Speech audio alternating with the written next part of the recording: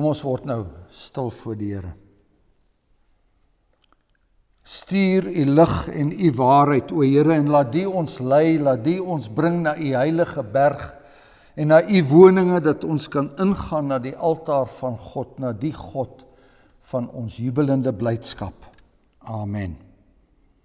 Geliefdes, genade en vrede vir julle van God ons Vader en die Here Jesus Christus in die kragvolle werking van die Heilige Gees.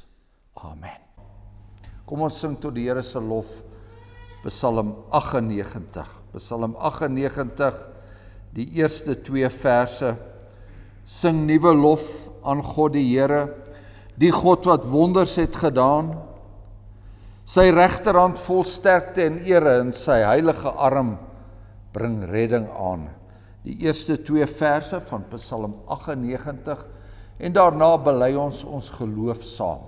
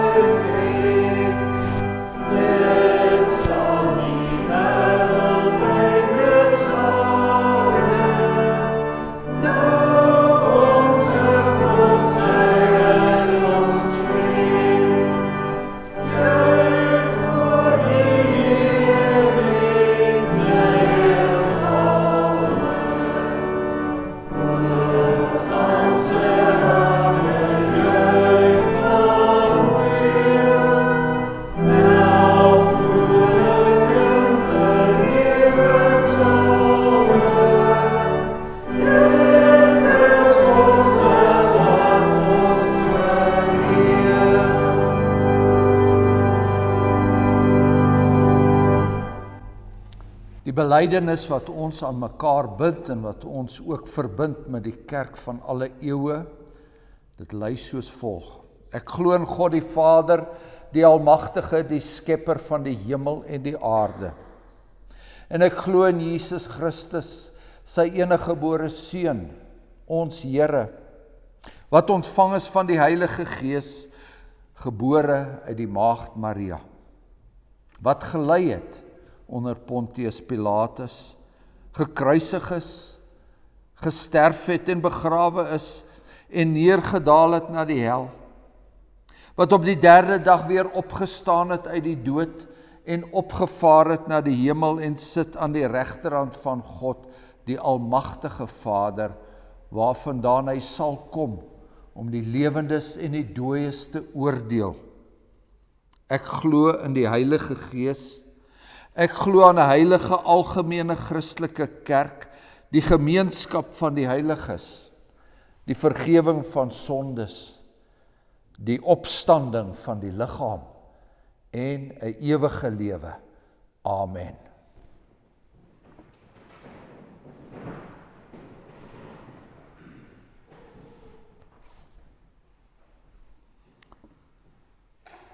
In die genade wat ons hier by mekaar is, gaan ons nou ook na die Here se wet luister, soos dit opgeteken is in Eksodus 20. Toe het God al hierdie woorde gespreek en gesê, ek is die Here jou God, wat jou uit Egipte land, uit die slawehuis uitgelei het. In die eerste gebod is, jy mag geen ander gode voor my aangesig hê nie.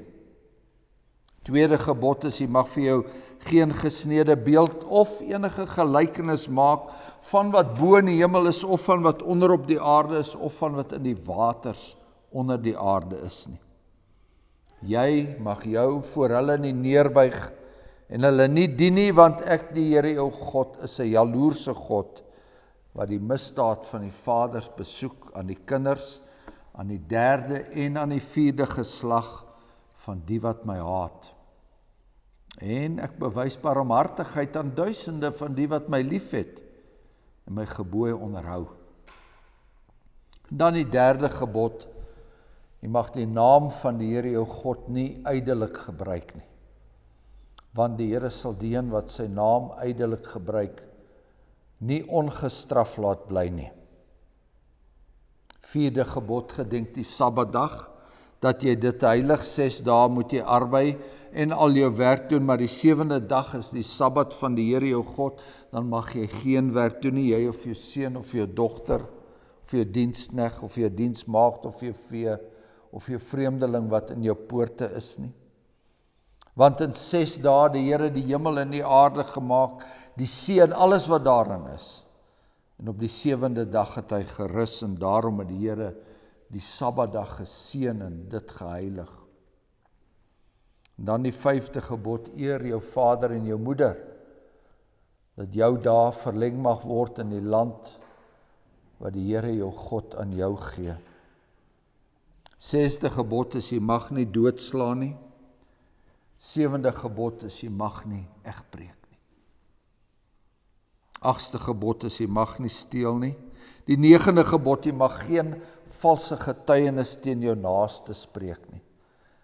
En dan die laaste gebod, jy mag nie jou naaste se huis begeer nie, mag nie jou naaste se vrou begeer nie, of sy diensknegt, of sy diensmaagd, of sy os, of sy esel, of iets wat van jou naaste is nie. Psalm 25 is eintlik 'n gebed waarin ons die Here vra dat hy ons hart en ons verstand en ons wil so sal lei dat ons volgens sy woord sal lewe. Psalm 25, ons sing die 2de en die 3de verse en daarna bid ons saam. Amen.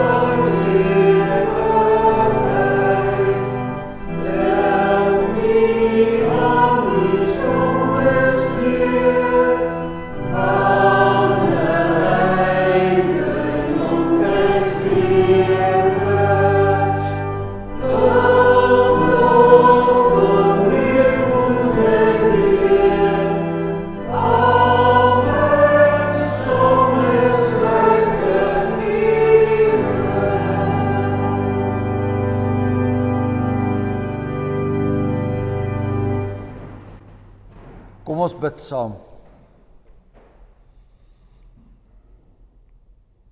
Driemaal heilige God, Vader, Seun en Heilige Gees, dit is nodig dat U ons moet leer om op die regte weë te loop.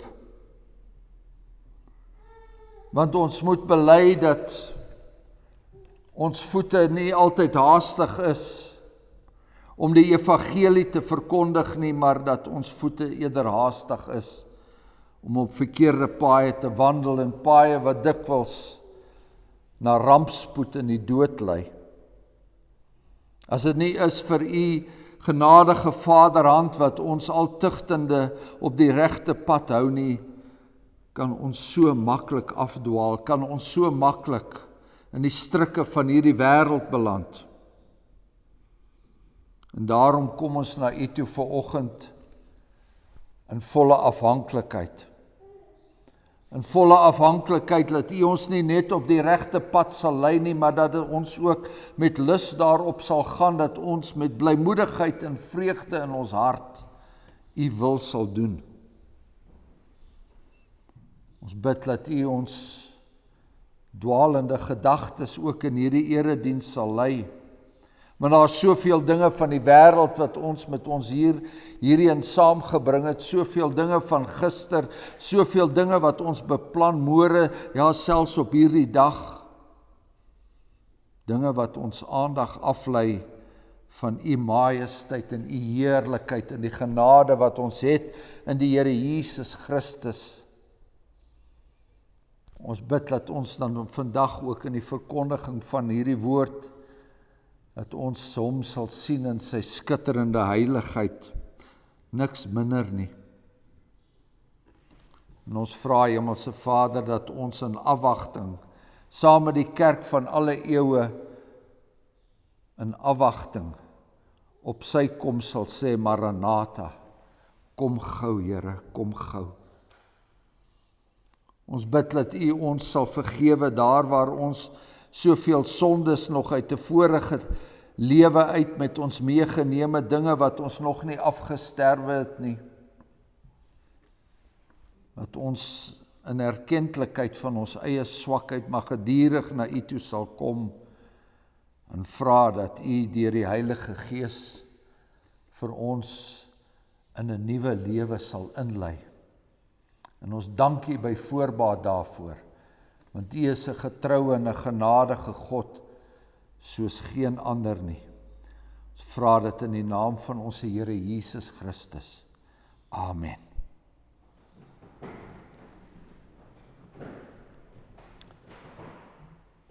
Ons het twee gedeeltes wat ons lees eerstens uit die Evangelie volgens Lukas, en ons lees daar Lukas 9.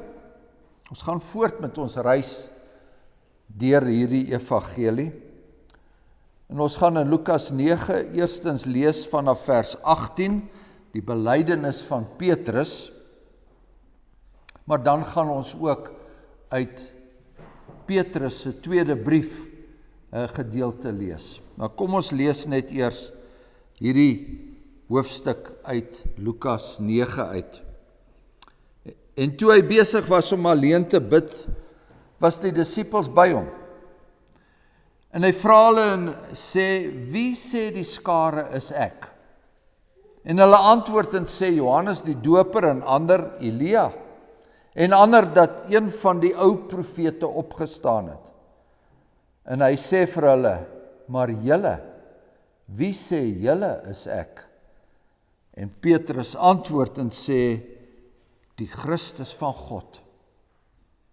Toe gee hy hulle 'n streng bevel en gebied hulle om dit aan niemand te vertel nie. En hy sê die seun van die mens moet baie ly en verwerp word deur die ouderlinge en owerpriesters en skrifgeleerdes en gedood word en op die derde dag opstaan. En dan slaan ons 'n aantal verse oor en ons lees verder vanaf vers 28. En omtrent 8 dae na hierdie woorde het hy, Petrus en Johannes en Jakobus, saamgeneem en op die berg geklim om te bid. En terwyl hy bid, het die voorkoms van sy aangesig anders geword en sy klere skitterend wit. En daar was 2 manne in gesprek met hom, dit was Moses en Elia. Hulle het in heerlikheid verskyn en van sy uitgang gespreek wat hy in Jerusalem sou volbring. En Petrus en die wat saam met hom was deur die slaap oorweldig, en toe hulle wakker word, sien hulle sy heerlikheid en die 2 manne wat by hom staan.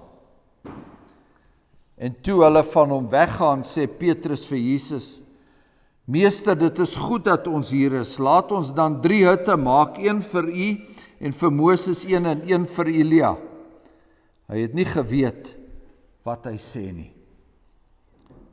Maar toe hy dit sê, kom daar 'n wolk en oordek hulle, en hulle het bang geword toe daar die manne in die wolk ingaan, en daar kom 'n stem uit die wolk wat sê, dit is my geliefde seun, luister na hom. En nadat die stem gekom het, was Jesus daar alleen. En hulle het geswyg en aan niemand in daardie dae iets vertel van wat hulle gesien het nie. En dan lees ons uit die tweede brief van die apostel Petrus, hoe hy hierdie gebeure in herinnering roep, waar hy aan die gemeente skryf. 2 Petrus 1 vers 15.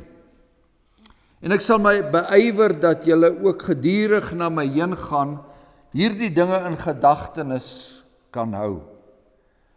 Want ons het nie kunstig verdigte fabels nagevolg, toe ons julle die krag en koms van ons Here Jesus bekend gemaak het nie, maar ons was aanskouers van sy majesteit. Want hy het van God die Vader eer en heerlikheid ontvang, toe hierdie stem uit die luisterryke heerlikheid tot hom gekom het. Dit is my geliefde seun in wie ek 'n welbehae het. En hierdie stem het ons uit die hemel hoor kom, toe ons saam met hom op die heilige berg was. En ons het die profetiese woord wat baie vas is, waarop julle tog moet ag gee, soos op 'n lamp wat in 'n donker plek skyn, totdat die dag aanbreek en die môrester opgaan in julle harte. Terwyl julle veral dit moet weet, dat geen profesie van die skrif 'n saak van eie uitlegging is nie. Want geen profesie is ooit deur die wil van 'n mens voortgebring nie, maar deur die Heilige Gees gedrywe, het die heilige mense van God gespreek. Dit is die woord van die Here, en ons lees tot sover daaruit. Ons sing nou weer saam, Psalm 89, die eerste en die derde vers. Die hemel loof, o Heer, u wonderbare mag, die engele prys u trou en waarheid dag en nag. Psalm 89, verse 1 en 3. Oh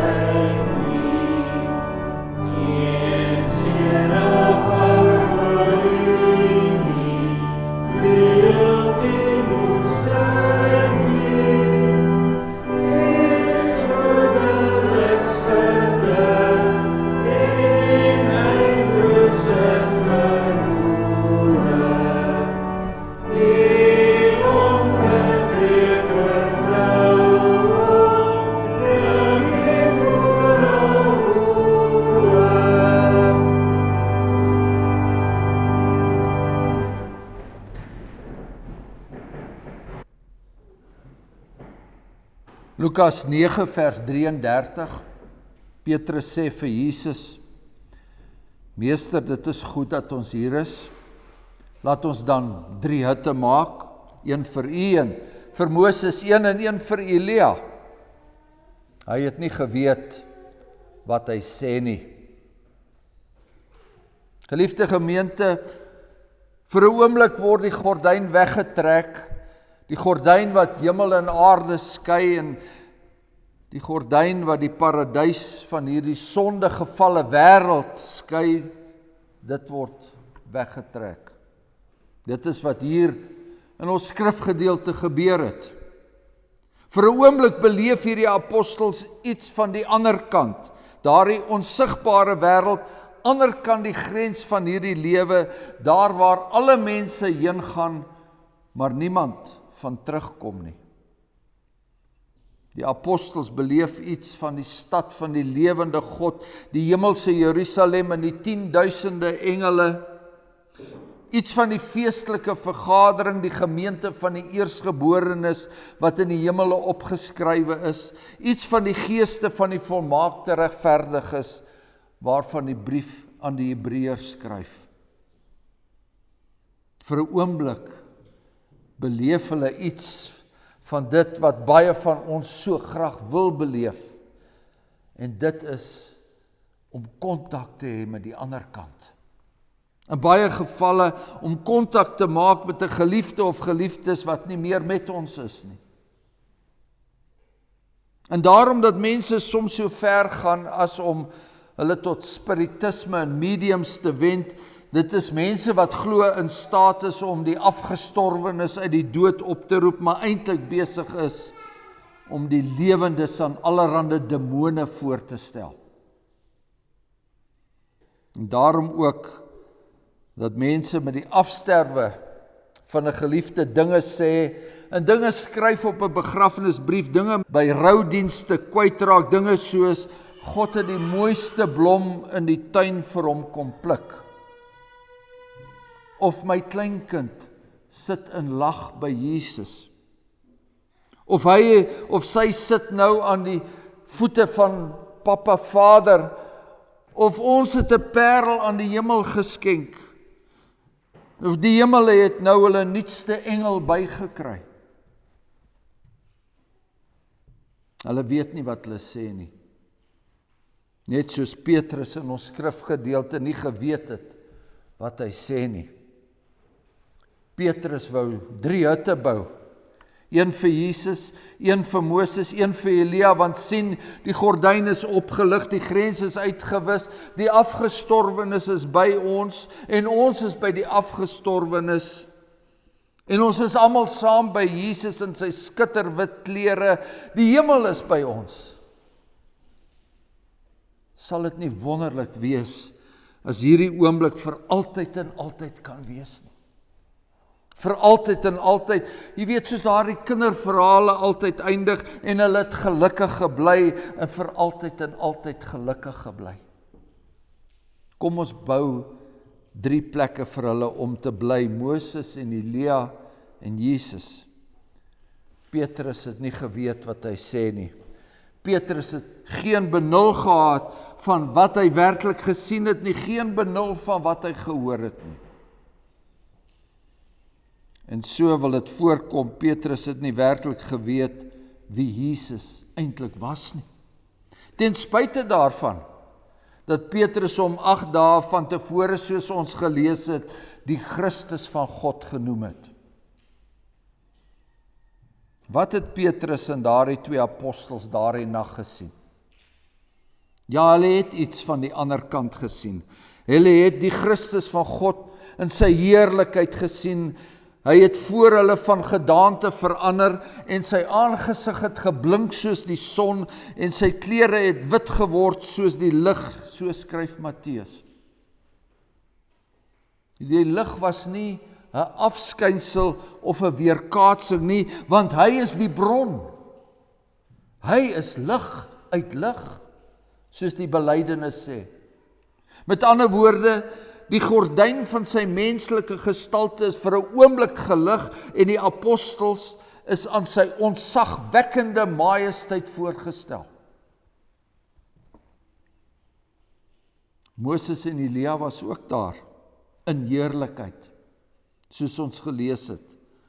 Maar dit was nie hulle eie heerlikheid nie. Dit was die weerkaatsing van Christus se heerlikheid, die lig wat van hom uitgestraal het, het hulle verlig en hulle het dit weerkaats. Jesus is die bron, hulle is die weerkaatsers. Moses en Elia kan onmoontlik op dieselfde vlak as Jesus geplaas word. En dit is wat Petrus doen wanneer hy die voorstel maak dat daar 3 huisies vir hulle gebou word. Die Christus, wat die boumeester en die oprigter van die nuwe Jerusalem is, het nie Petrus se hut nodig nie. Moses en Elia, wat reeds in die Vaderhuis met die baie wonings bly, soek nie 'n onderdak hier op aarde nie. Petrus het nie geweet wat hy sê nie. Maar hy het ook nie gehoor wat sy meester sê nie. En daarom dat die stem uit die wolk vir die apostel sê, dit is my geliefde seun, en dan daardie belangrike toevoeging, luister na hom. Petrus het ook nie na die gesprek geluister nie. Hy het nie die gesprek tussen Moses en Elia en Jesus gevolg nie, en waaroor het hulle gepraat? Hulle het gespreek oor die uitgang wat Jesus in Jerusalem sou volbring. Letterlik staan daar sy exodus wat hy in Jerusalem sou volbring. Nou wat beteken dit, geliefdes? Sy exodus wat hy in Jerusalem sou volbring. Dit is niks anders as wat Jesus tot dusver aan sy apostels verkondig het nie. En dit is dat die Seun van die mens baie moet ly en dat hy verwerp sou word, en dat hy deur die ouderlinge en die owerpriesters en die skrifgeleerdes verwerp sal word, en dat hy gedood sal word, en dat hy op die 3de dag sou opstaan. Juist dit wat hulle nie wou gehoor het nie. Volgens Matteus het Petrus toe vir Jesus gesê, mag God het verhoed, Here, dat dit u ooit sal oorkom. Moses en Elia en Jesus was in gesprek oor sy uitgang wat hy in Jerusalem sou volbring. Sy uitgang uit hierdie lewe, nadat hy gelei het, nadat hy gesterf het, nadat hy begrawe was, sy uitgang uit die graf, nadat hy uit die dood uit opgestaan het, sy uitgang van hierdie aarde na die hemel om aan die regterhand van God te sit. En dit is wat die Here Jesus oor en oor vir sy disippels voorspel het.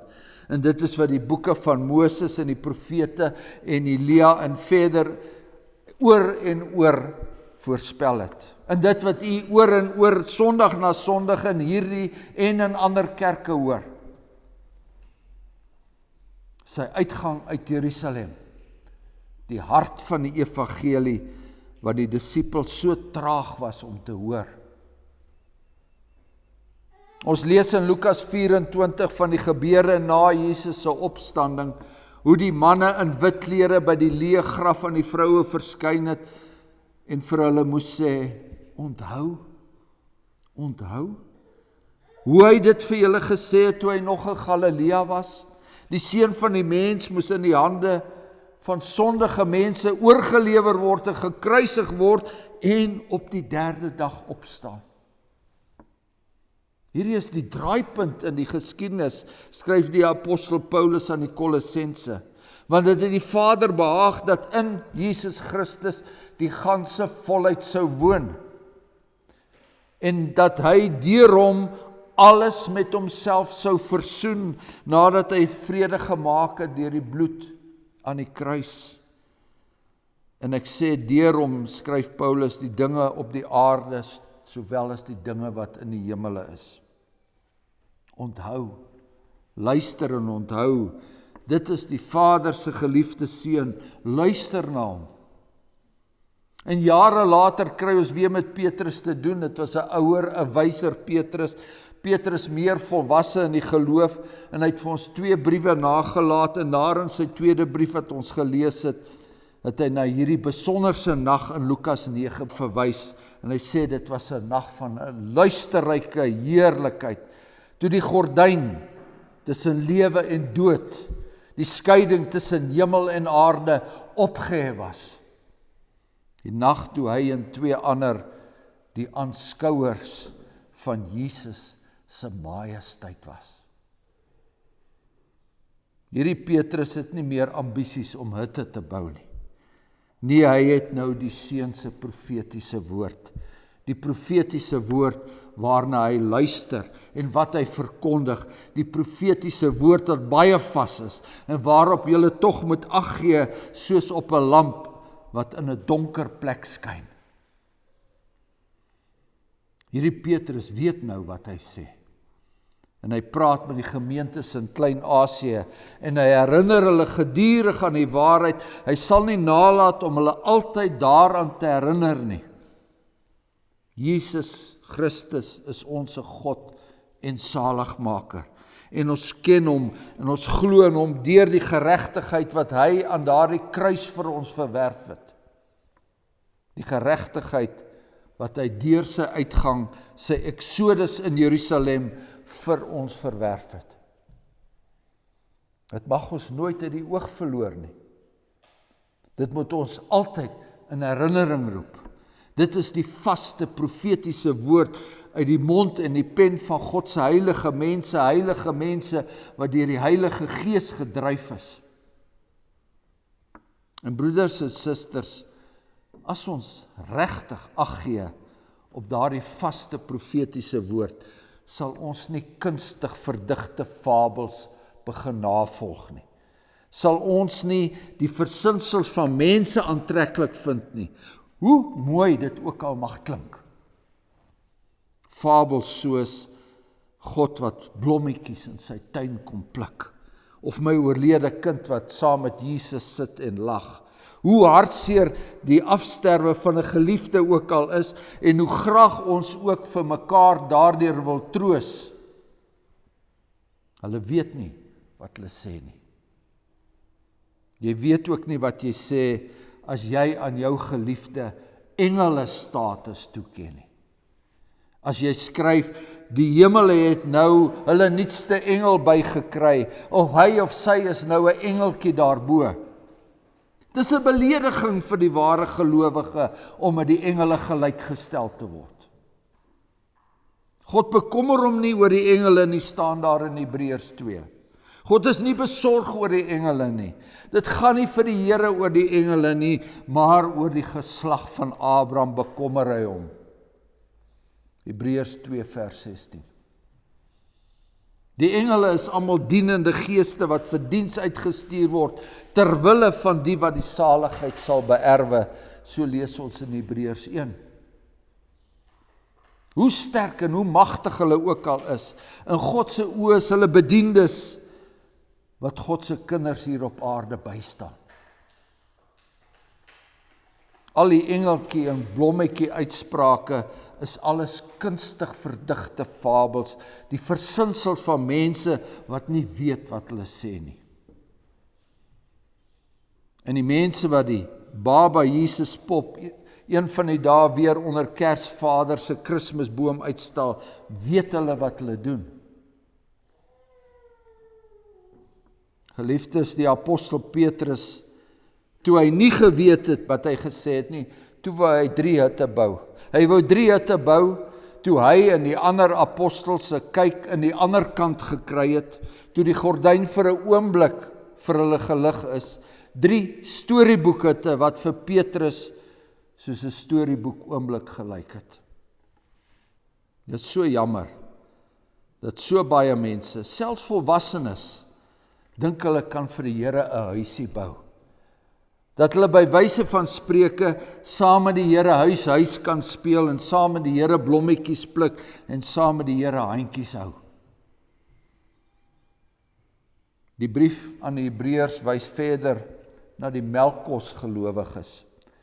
In die 5de hoofstuk verwyd hy die leesters so en hy sê, alhoewel julle vanweë die tyd leraars behoort te wees, Het julle weer nodig dat 'n mens julle die eerste beginsels van die woorde van God moet leer, en julle het weer 'n behoefte aan melk en nie aan vaste spys nie.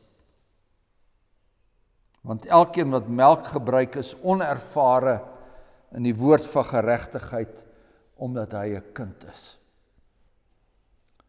Met die kinders van ons tyd gaan dit nog erger, want hulle word nie net met melk groot gemaak nie, maar met melkskommels, versoete en gegeurde melk met roomys opgeklits.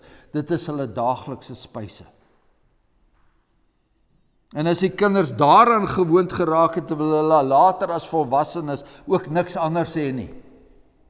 'n Sagte, soet, stroperige melkskommeldieet van halleluja liedjies en liewe Jesus drukkies in 'n hemel vol engele mensies, in 'n plek waarheen almal uitgenooi word en niemand ooit weggewys word nie. En elkeen wat sterwe saam met hulle hondjies outomaties 'n plek beerwe. Hulle leef van 'n geestelike dieet waarin die Jesus se uitgang in Jerusalem nie plek het nie. God se oordeel oor hierdie sondegevalle wêreld. God se seun wat daardie verskriklike oordeel gedra het. God se seun wat vir ons gesterf het en vir ons die dood oorwin het. God se seun wat opgeneem is in heerlikheid en eendag van die ander kant gaan kom om die lewendes en die dooies te oordeel. Daarvan hoor jy nie. Genadiglik het die apostel Petrus in geloof en kennis gegroei. Genadiglik het hy nie in sy onkunde vasgesteek nie. Genadiglik het hy sy 3 hitte idee ontgroei. Ons sien en ons lees dit in sy latere briewe.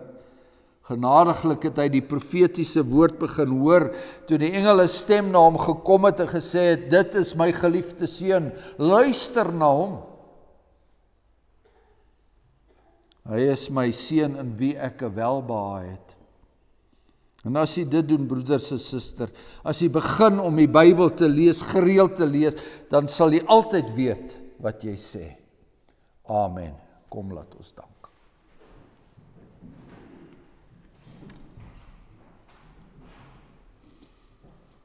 Genadige God en Hemelse Vader, ons wil saam met die profeet Hosea uitroep, ons volk gaan ten gronde weens 'n gebrek aan kennis.